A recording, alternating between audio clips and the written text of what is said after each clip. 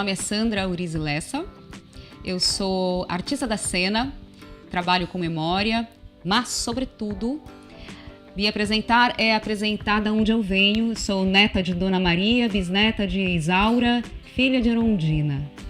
Minha avó Maria foi quem me deu esse caderno, onde ela guardou as memórias dela do teatro que ela tinha. Ela era uma diretora de teatro, professora, educadora.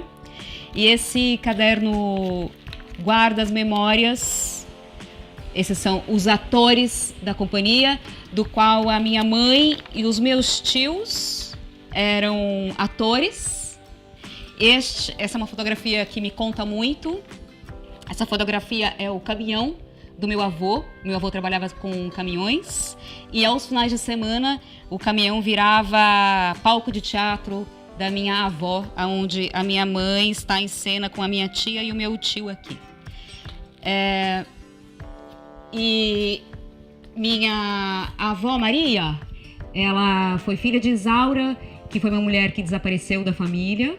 E depois de muitos anos da minha adolescência, eu fui encontrá-la, a história dela.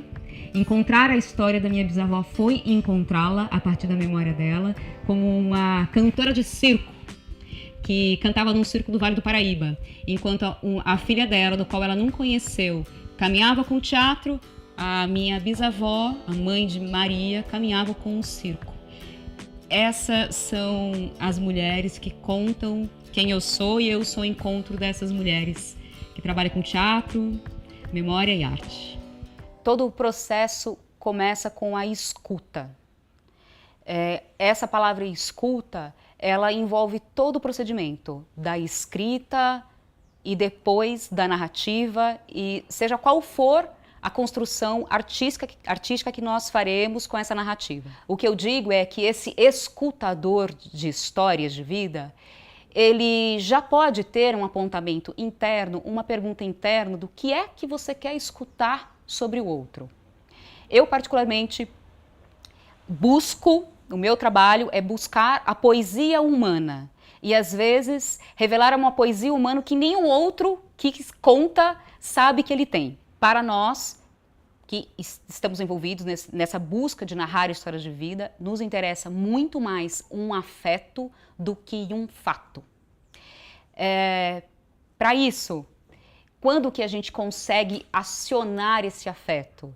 Estabelecendo um diálogo de fato interessado, um diálogo do coração mesmo com o outro. Onde o outro que está ali contando essa história, a pessoa que está nos contando essa história, vai se sentindo também à vontade para abrir a sua afetividade, os seus costumes, os seus gostos, como dorme, o que pensa, o que sonha, como nasceu. Essas são as histórias que me interessa acessar. Eu queria só ressaltar que, para nós, para o meu trabalho, falar de memória, falar de histórias de vida é falar também de identidade, sobretudo falar de identidade. Então, este é um trabalho que percorre a escuta, a escrita e a narração, e todos eles têm uma linha que é como entregar para o outro o melhor que tem dele, a poética da vida dele, a força da vida dele. Lhes apresento Dona Adélia. Essa foi uma fotografia que eu fiz dela. Dona Adélia, quando ela sentou na minha frente para contar uma história sobre o lugar, ela começou a me contar a história de vida dela. Esta senhora, ela, nesta época, nós estamos falando de mais ou menos uns 20 anos atrás, ela já estava com 78 anos e ela me contou que ela teve 2 vidas em uma.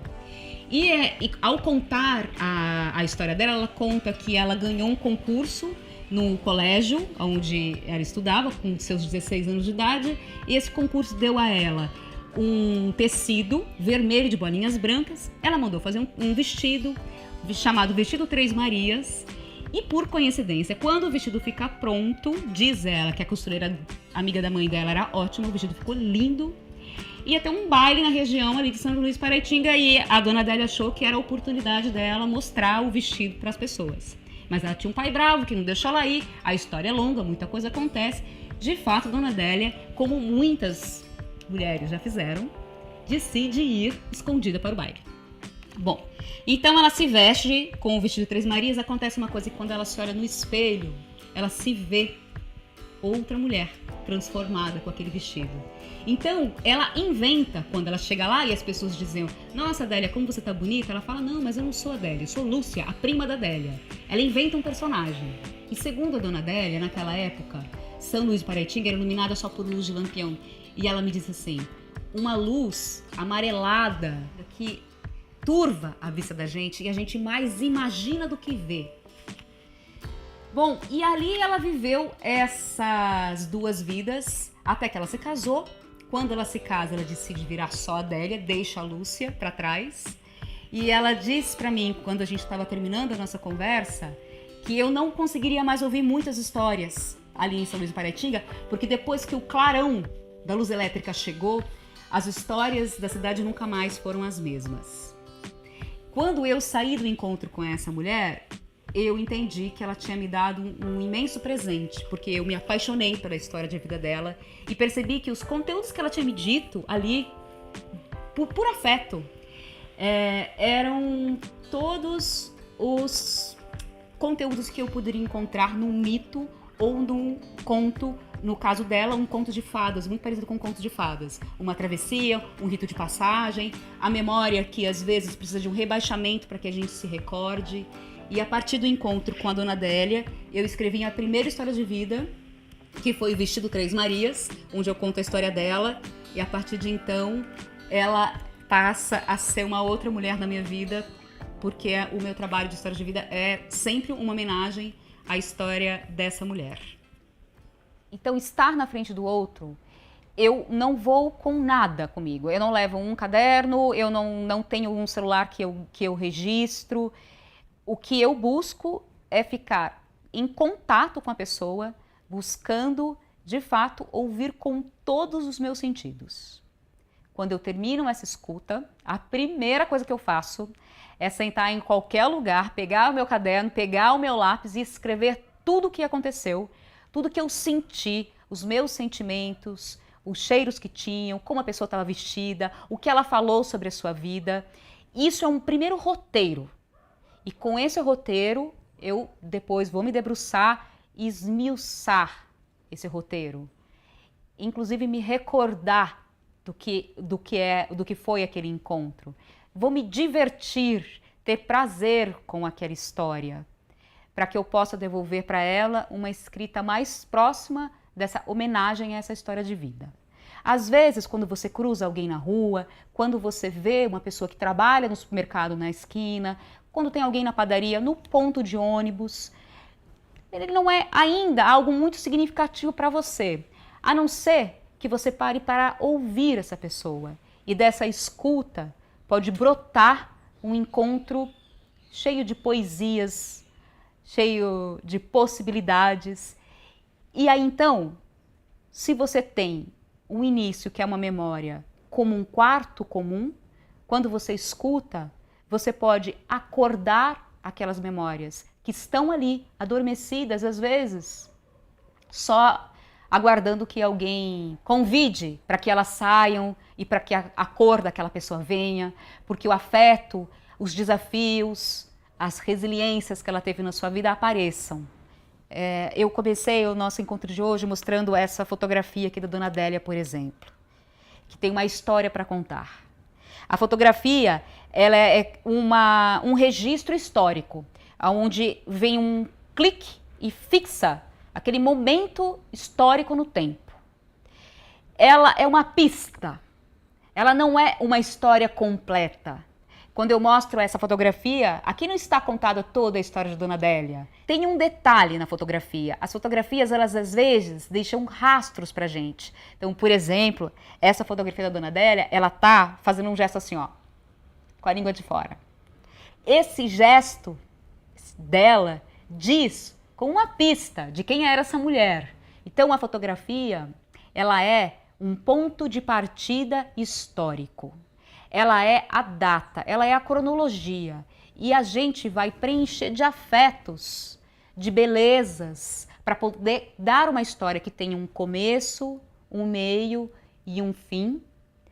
tão bonito, tão representativo, tão simbólico, que a pessoa queira contá-la para o restante do mundo. Tem uma pergunta do grande escritor Roland Barthes, que escreveu do seu último livro, Câmara Clara. Ele escreve sobre um processo que ele chama de biografema. E neste livro ele faz uma pergunta que ficou com uma pulga atrás da minha orelha. Ele se pergunta assim: o que é uma vida escrevível? E a partir disso, ele desenvolve o que ele vai nomear de biografema. Biografema é como se você fosse tirar uma foto da vida de alguém, só que pela escrita. O que seria você escrever uma foto de alguém só pela palavra escrita? Nessa palavra, você vai ter que ter um detalhamento sobre quem era, você vai ter que ter o nome, o sobrenome, o sonho, o desejo, da onde ela veio, para onde ela vai, uma aventura daquela vida, o que torna uma vida escrevível. O que ela gosta de comer, por onde ela caminha, se ela atravessa a rua. Isso é uma vida que tem poesia. É uma vida que tem os olhos do poeta. Escrever antes de narrar, antes de criar um videoconto, antes de criar qualquer outra obra, ela é fundamental. É o processo, e não é à toa que ela está no meio entre escutar, escrever e narrar. Porque ali no processo da escrita, depois de uma boa escuta, que a gente vai decupar, o que a gente vai fazer? A gente vai encontrar o caminho daquela história. A gente vai descobrir, escrevendo, quais são os afetos que estão naquela história. Então, aqui pensando como as memórias literárias podem chegar nas nossas escolas, como elas podem criar campo dentro das escolas com crianças e adolescentes. Sobretudo, escolher um mote, o que vai disparar o encontro dessas crianças e desses adolescentes com a memória. Uma fotografia, um objeto afetivo, uma avó. E a partir deste mote, aprofundar, jogar e se divertir.